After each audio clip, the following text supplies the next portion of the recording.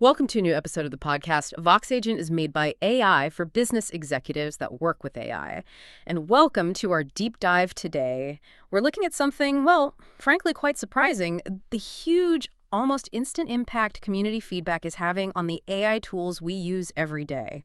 So let's try and unpack this a bit. I mean, can you picture a major tech company like OpenAI just completely changing its product plans in, 24 hours? All because users were upset, it seems. Yeah. Well, almost unbelievable. It really does. But that's precisely what happened with GPT-4o. And what's so fascinating here, I think, is that this isn't just some one-off story. It really highlights how vital user input has become. We're not just talking minor tweaks here. This is about the fundamental direction of AI products now. It feels like a real shift. Absolutely. So that's our mission for this deep dive. Figuring out why community feedback has gained this incredible power in AI. We'll look at how companies technically manage all this feedback, the methods they use. We'll explore the real-world benefits across different industries because it's not just chatbots. And, of course, the challenges it brings up. Plus, what this all means for the future of AI, especially for you if you're leading a business in this space.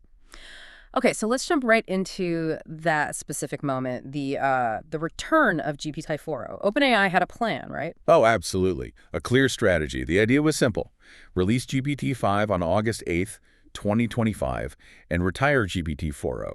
The assumption was, GPT-5 is technically better, more factual, more accurate, so naturally, users would just migrate over. Seemed logical. The users didn't quite see it that way, did they? Even though GPT-5 was technically solid, people immediately felt something was off. They started describing its responses as, what was it? Efficient but soulless. Exactly. That phrase came up a lot. And they said it just lacked the creative flair and warmth that GPT-4o had. It wasn't a minor thing. It felt like a core part of the experience was gone for them. Wow. So the reaction? Immediate. And really widespread. You looked at forums like Reddit, X, they just lit up. It wasn't just grumbling. It was a huge wave of complaints, all saying pretty much the same thing. We miss the personality of 4o. That collective voice, it just became too loud to ignore. And OpenAI's response was incredibly fast. Astonishingly fast. Within 24 hours, they completely reversed course. Sam Altman even acknowledged the outcry publicly.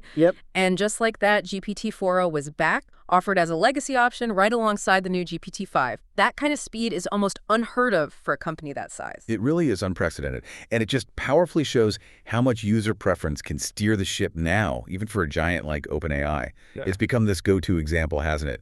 Showing how community feedback can directly rewrite a company's AI strategy. It's a big reminder that, technical specs aren't everything. User satisfaction, that experience, it can really trump pure power. Okay, so the GPT-4 story is dramatic for sure, but let's go deeper. Is this just a fluke, or are there solid, maybe even quantifiable business reasons why AI companies have to listen now? What's the real value here? It sounds like it's more than just, keeping users happy. Oh, it's absolutely more than that. That's the key insight, I think. User feelings aren't just nice. They're actually a critical driver of success, a competitive edge, really. Think of it less like a suggestion box and more like a live market intelligence feed. So first off, it clearly drives improved product market fit and user satisfaction. You listen, you adapt, the product meets real needs.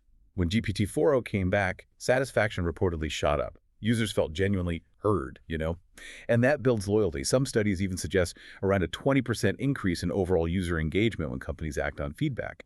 That leads directly to better adoption rates. Right, so it's not about engineers guessing what users want. It's about users showing what they value through their actions and words. A powerful feedback loop. Exactly. And that directly fuels accelerated innovation and agile improvement. Users basically become your extended R&D team. They crowdsource new ideas, new use cases you might never think of internally.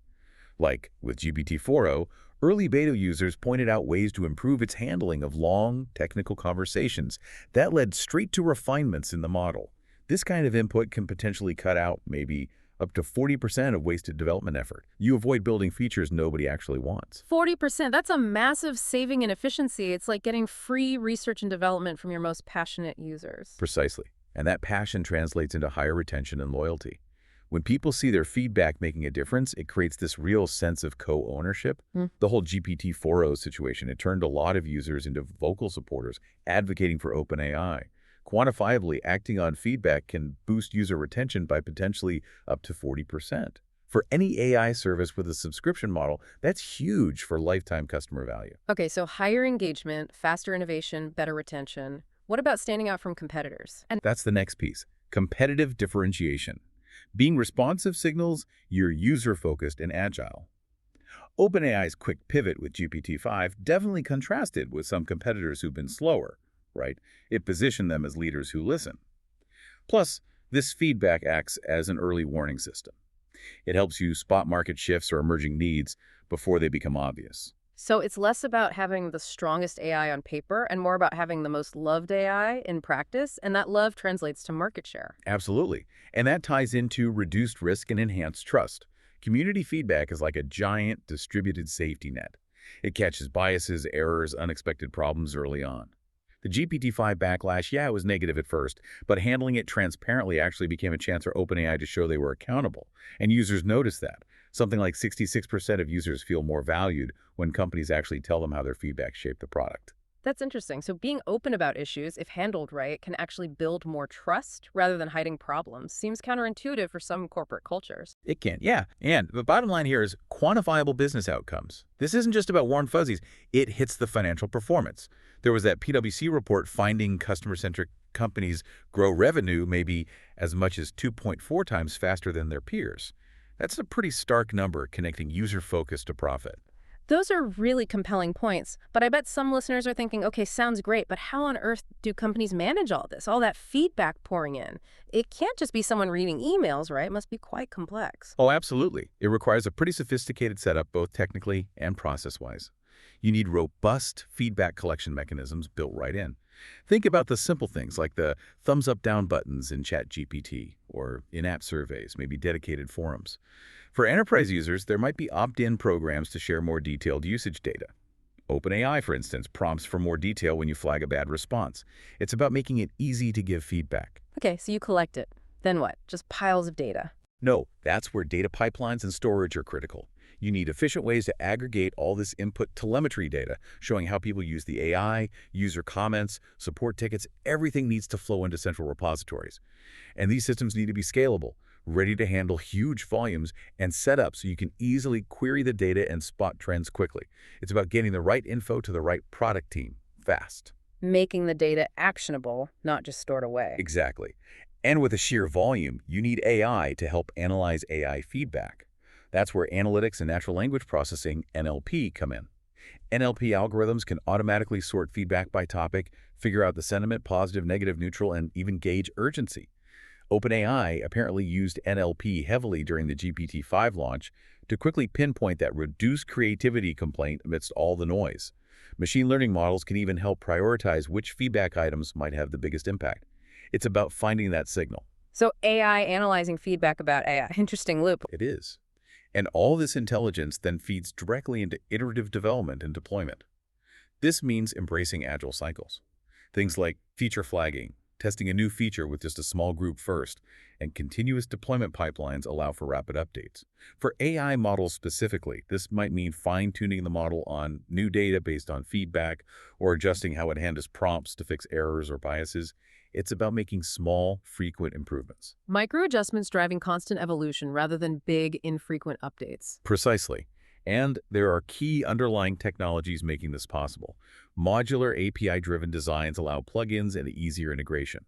Cloud computing provides the scalability needed for processing all this data.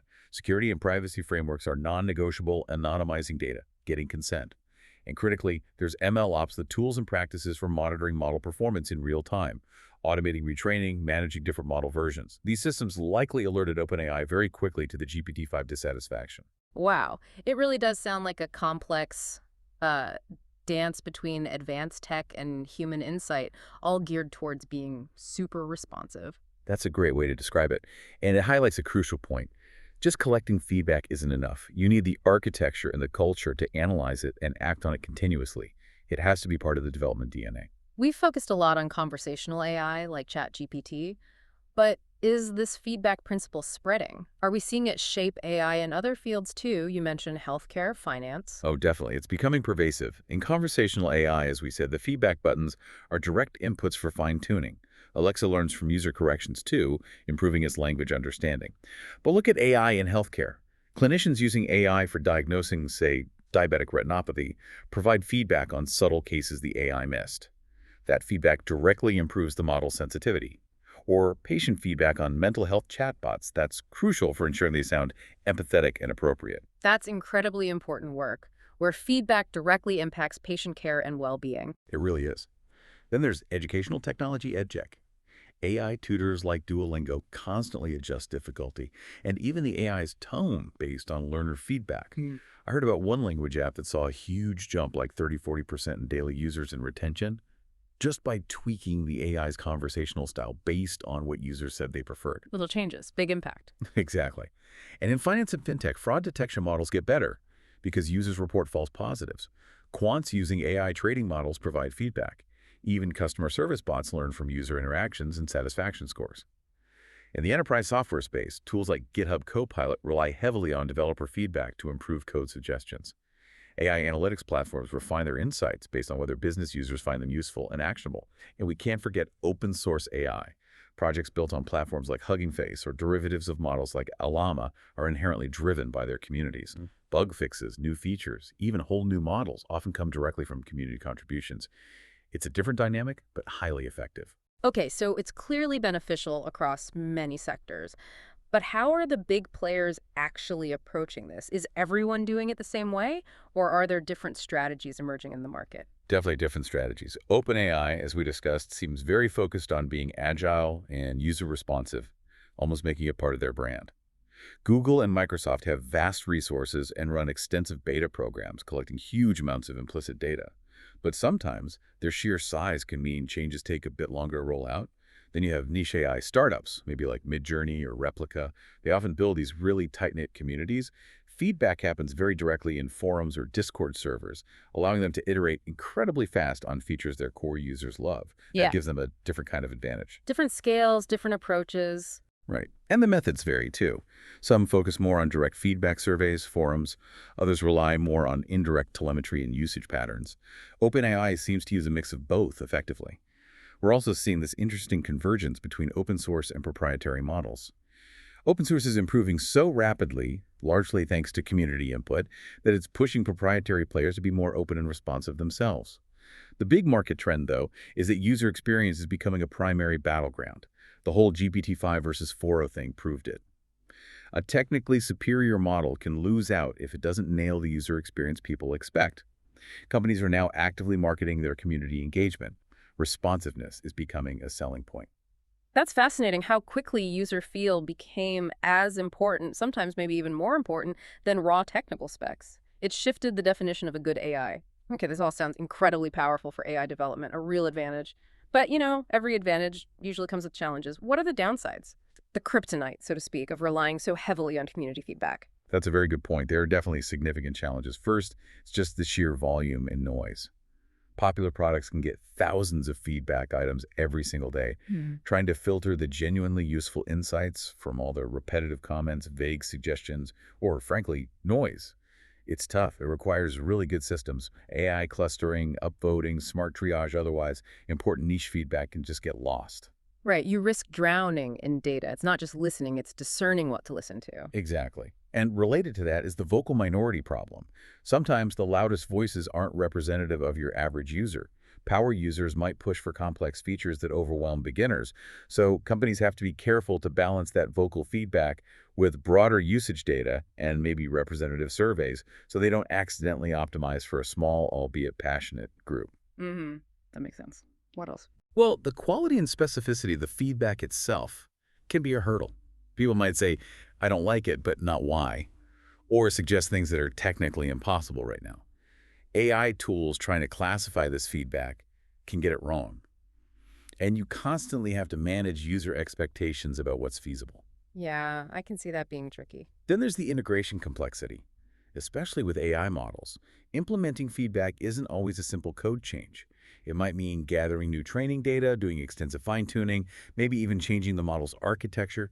These things take time and resources, and they can sometimes introduce new, unexpected problems. Agile helps speed things up, but as they say, it can't break the laws of physics or algorithmic complexity. So some changes just inherently take time no matter how agile you are. Right. There's also a risk, similar to overfitting in ML, of overfitting to feedback. If you just reactively implement every suggestion, the product can lose its way, become a mishmash of features without a clear vision. Or you might end up optimizing for lots of edge cases and hurting the experience for the majority. You still need strong product leadership and core principles to guide which feedback gets prioritized. Maintaining that strategic direction while still being responsive. Exactly. And of course, privacy and ethical concerns are huge. You're handling user data, potentially sensitive opinions. You need robust processes for GDPR compliance, anonymization, clear consent. Plus, you have to watch out for bias in the feedback itself.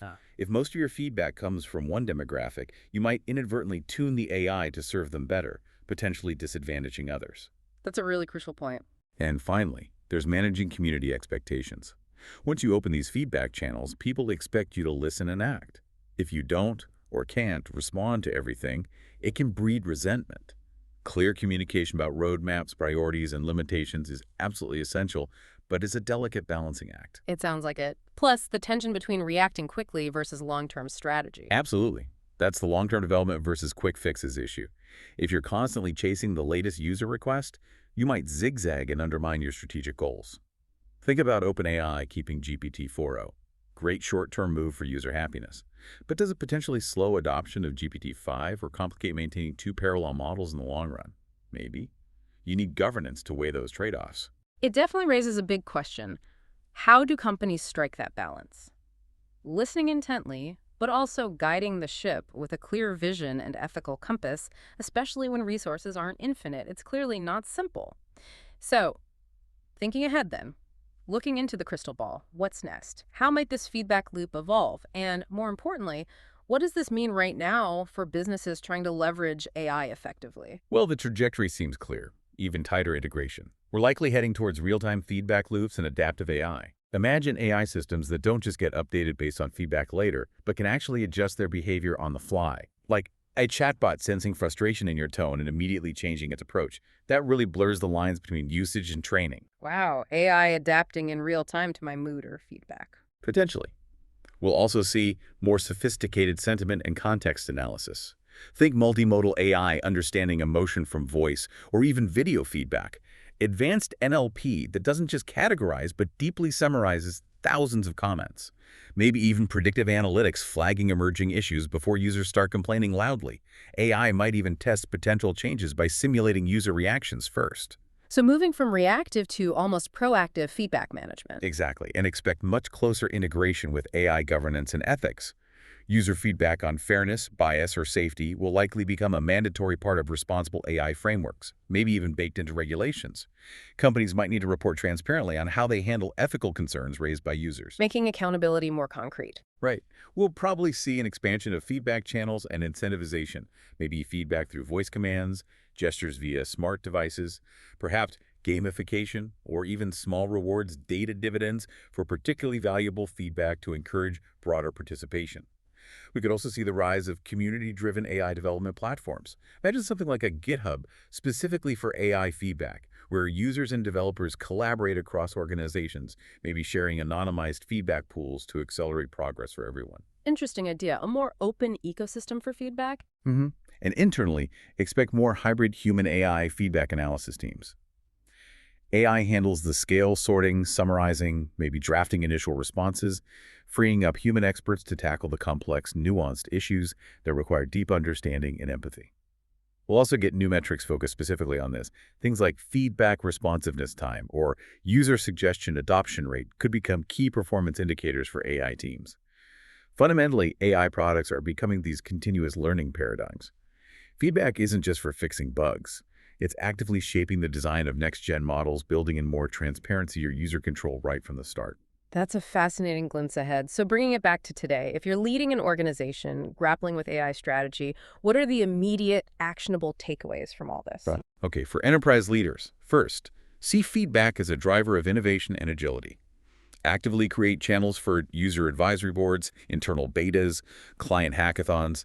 Use that input to keep your AI solutions relevant and ahead of the curve. Second, leverage it for risk reduction and quality assurance. Treat user feedback as your essential early warning system. It catches real-world problems internal QA might miss, potentially saving you from major issues down the line, especially in regulated areas like finance or healthcare. Good point. What else? Focus on the cost efficiency and ROI. Remember, feedback is a relatively low-cost source of incredibly valuable market intelligence. It helps you focus development resources where they matter most, potentially cutting costs and driving faster revenue growth. That 2.4x figure from PwC is worth keeping in mind. Right, the hard numbers. Absolutely. And don't underestimate the power of enhanced customer engagement and co-creation. When you genuinely involve clients or users in shaping the AI they depend on, you build incredibly strong relationships and loyalty. That translates to better retention, more upsell opportunities, people feel invested. But realizing these benefits often requires organizational adaptation. You might need new roles like community managers. You definitely need strong collaboration between technical teams, product managers, and customer-facing staff. And crucially, you need to foster empathy, making sure engineers understand the user perspective. And finally, be realistic about specific enterprise challenges. Scaling feedback processes across diverse customer segments is complex, and you always need to balance immediate user requests, like maybe sticking with an older but familiar system, against your long-term strategic technology roadmap. That GPT-4o example really highlights this tension. If we connect this to the bigger picture, for anyone leading in this space, embracing community feedback isn't just a nice-to-do. It's becoming a strategic imperative for building AI solutions that actually succeed, get adopted, and deliver lasting value. It's about harnessing collective intelligence. So the core message really comes through. Community feedback has moved from the sidelines to center stage in AI development. It's a strategic asset. That GPT-4o comeback story powerfully illustrates that user experience, trust, that feel. It's just as critical as the underlying tech specs. Absolutely. But it's crucial to harness it wisely. Companies need robust processes to manage the volume, avoid being swayed only by the loudest voices, protect privacy, and balance responsiveness with strategic direction. It's about turning those challenges into strengths. Which definitely leaves us with a compelling thought to ponder. Could it be that the most truly intelligent AI in the future isn't necessarily the one with the most parameters or the biggest training data set, but the one that listens best? The one that's constantly learning and evolving through a genuine, living dialogue with us, its human users. Thank you for joining the podcast, and see you soon.